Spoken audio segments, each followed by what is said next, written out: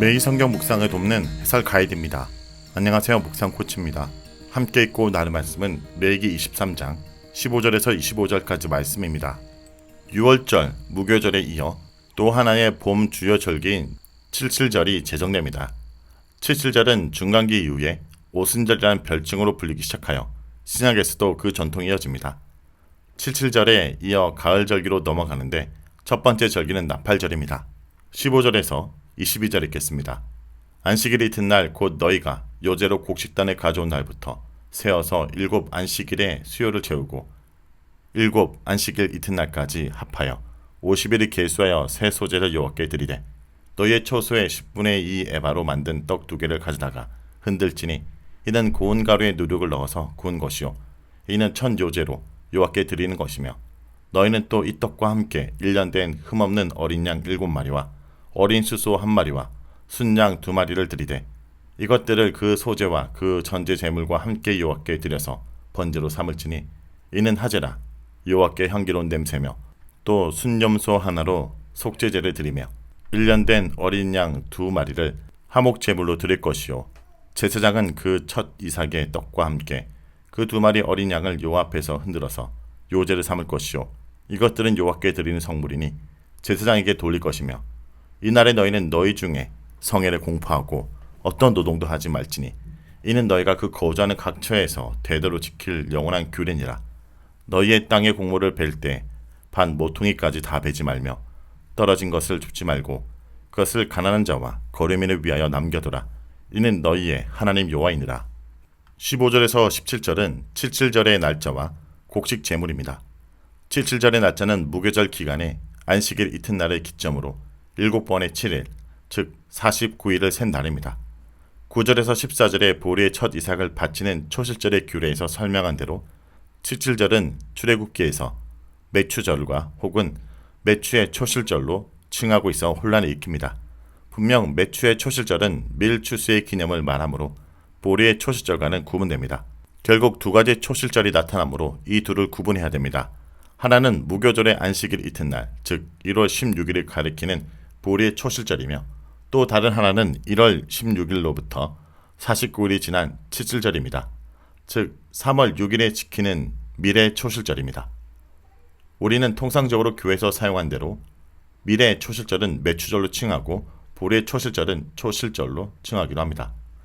유대인들에게는 밀농사가 매우 중요하므로 밀추수를 시작하는 것을 기념한 칠실절을 크게 지키며 오늘날도 그것은 마찬가지입니다. 그러나 첫 이삭 한 단을 성전에 바쳐 볶아서 빻은 뒤 제단에 불태우는 보리의 초실절은 성전이 존재하지 않는 현재 더 이상 지켜지지 않습니다. 그들은 보리 농사를 덜 중해서인지 보리의 초실절에 별다른 관심을 갖지 않습니다. 그러나 기독교인들에게 그날은 매우 중요합니다. 6월절을 기점으로 3일째인 보리의 초실절에 예수님의 부활의 첫 열매로 무덤에서 일어나셨기 때문입니다. 칠칠절의 시작점은 6월절 기간 안식일 이튿날, 즉 1월 16일입니다. 첫 번째 안식일 이튿날로부터 7번째 안식일 이튿날까지 50일이 칠칠절, 즉 오순절입니다. 첫날은 1월 16일을 계산해 넣으면 총 50일이 되고 실제 기간은 49일입니다. 이날은 수확한 밀을 바치는데 보리의 초실절에는 농부들이 가져온 보리 한 단을 사용하여 제사장들이 처음으로 거둔 보리 이삭을 바치지만 밀의 초실절에는 농부들이 처음 거둔 밀을 성전에 바치는 점이 특징입니다. 이것을 새 소제라 부르는데 첫 이삭의 떡입니다. 이날 첫 밀가루로 누룩을 넣은 유교병 2개를 만들어 소제물로 바치되 제단에 올리지 않고 하나님께 드리는 봉헌물로 성전에 바친 뒤 제사장의 몫으로 돌렸습니다. 제단에 올리는 모든 제물에는 누룩을 첨가하는 것이 금지되었습니다. 18절에서 21절은 칠칠절에 바치는 짐승의 제물입니다. 칠칠절에 바치는 제물은 다음과 같습니다. 고운 가루 10분의 2 에바로 만든 2개 유교병, 번제로 어린 수소 1마리, 순양 2마리, 1년 된 순양 7마리, 속죄제로 순염소 1마리, 하목제로 1년 된 어린 순양 2마리, 그리고 전제물입니다. 소제물의 남은 부분과 더불어 이날 바치는 하목제 역시 모두 제사장의 몫입니다. 속죄제 염소 한 마리는 남아 제사장 자신이 포함되는 백성 전체를 위한 것이므로 내장의 기름 부위를 제단 위에 태우고 남은 잔주물은 진 밖에 내다가 태웠을 것입니다. 77절 역시 성회로 선포되면서 모든 노동이 금지됩니다. 77절은 밀추수를 마친 것을 기념하는 날인지 밀추수의 시작을 기념하는 날인지 의문인데, 오늘날 유대인들은 그날을 밀추수를 시작하는 날로 기념하는 것으로 보아 구약 전통에서도 77절을 밀추수를 계시하는 날로 보아도 무방합니다. 출애굽기 19장에 의하면 이스라엘 백성은 6월절에 이집트를 떠난 뒤 제3월에 시내산에 도착했습니다. 이날은 통상적으로 3월 1일로 이해됩니다. 전통적으로 유대인들은 77절에 새로 추수한 밀뿐 아니라 봄에 처음 수확하는 햇가위를 비롯하여 7가지 소산물을 전시하면서 축제를 벌였습니다. 신명기 8장 8절에는 위에 언급된 가나안의 7가지 주요 농산물이 나열됩니다. 밀, 보리, 포도, 무화과, 석류, 감람나무, 굴. 이 중 제단에 올리는 품목은 밀, 보리, 포도, 감람나무이며 나머지 햇가일은 제단에 올리지 않고 성전에 봉헌물로 바쳤을 것입니다. 77절이 달력에 의하면 밀추수가 끝난 시점이고 유대 전통에 의하면 시작하는 날입니다. 그러나 곡식의 추수는 같은 지역이라도 논의 상태와 파종 시기 그리고 기상 조건에 따라 편차가 생깁니다. 우리나라의 경우 추석을 전후로 일부 지역에서 벼나 가을 가을에 수확을 마치기도 하지만 대체로 본격적인 추수는 추석이 한참 지난 뒤에야 시작됩니다. 고대 이스라엘에도 마찬가지로 지역에 따라 추수를 먼저 시작한 곳이 있을 것이며 오순절 다음에 본격적인 추수기에 접어든 것으로 보입니다.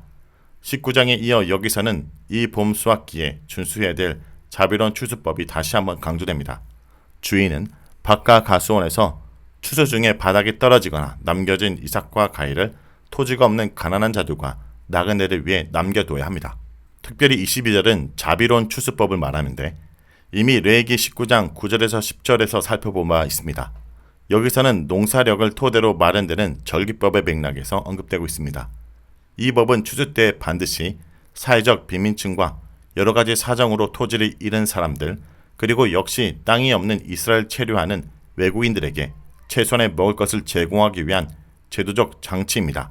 밭과 포도원이 있는 쥐두들에게 이것은 자비심에 기반하여 실천해야 하는 덕목이었으며 현대의 관점에서는 약수하나마 일종의 사회복지를 위한 기부금과 비슷했습니다. 23절에서 25절 읽겠습니다. 여호와께서 모세에게 말씀하여 이르시되 이스라엘 자손에게 말하여 이르라. 일곱째 달 곧 그 달 첫날은 너희에게 쉬는 날이 될지니 이는 나팔을 기념할 날이요 성회라.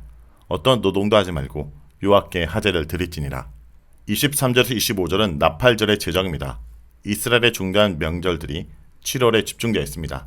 나팔절, 속죄일, 그리고 수장절을 포함한 7월은 6월절, 무교절, 그리고 7일절이 연달아 지켜지는 1월에서 3월의 봄의 절기와 비교됩니다. 날짜를 말하자면 신년인 나팔절은 7월 1일, 대속죄일은 7월 10일, 그리고 가을 추수를 축하하는 초막절은 7월 10월부터 일주간 기념됩니다. 음력 7월 1일은 유대인의 설날로 나팔을 불어 그날을 전국에 알립니다. 중간기 이후에 유대인들은 이날을 로시 하샤나라고 칭합니다. 이날이 유대인의 설날인 이유는 원래 민간력으로 그날이 1월 1일이었기 때문입니다. 이날은 온전한 안식을 누리며 모든 노동을 멈춘 채 성회를 지키는 날입니다. 백성들은 성전에 올라오지 않고 각자의 처소에서 이날을 기념했습니다.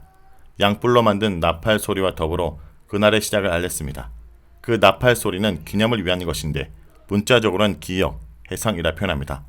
레위기 23장은 나팔절에 바치는 제물에 대해 어떤 노동도 하지 말고 여호와께 하제로 드릴지니 라고 간단히 언급하는데 그칩니다. 상세한 규정은 민수기 29장 1절에서 6절에 나타납니다. 그것은 6월절, 기관과 7일절에 바친 제물의 목록과 일치합니다. 여기까지가 레위기 23장 15절에서 25절까지 말씀입니다. 오늘 말씀을 통해 우리는 무엇을 묵상하고 적용해야 할까요? 풍성하신 주님의 은혜를 생각하며 어려운 이웃과 그 결과를 나눠야 합니다.